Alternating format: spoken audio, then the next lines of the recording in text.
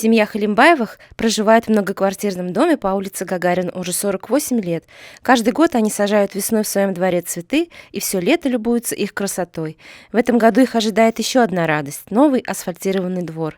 Их дом попал в республиканскую программу «Наш двор». При строительных работах деревья, которые высадили в свое время супруги, остались целыми. Это еще один повод для радости. Вот здесь посадили деревья лет 5 назад, наверное. Вот, их не тронули, молодцы строители, не тронули, аккуратно сделали все, деревья остались живые, прямо красота.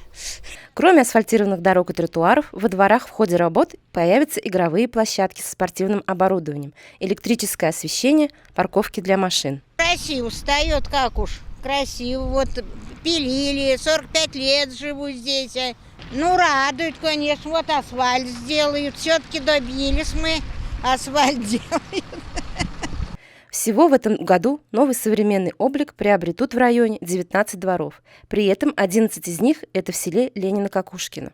Сейчас ведутся подготовительные работы под асфальтное покрытие. Это у нас проезды между дворами, будут асфальтироваться тротуары, будет заменено освещение, то есть все дворы будут уже достаточно освещены.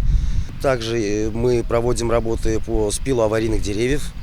В рамках программы «Наш двор» благоустроятся еще дворы в таких селах, как Пестрецы, Кощаково и Богородское.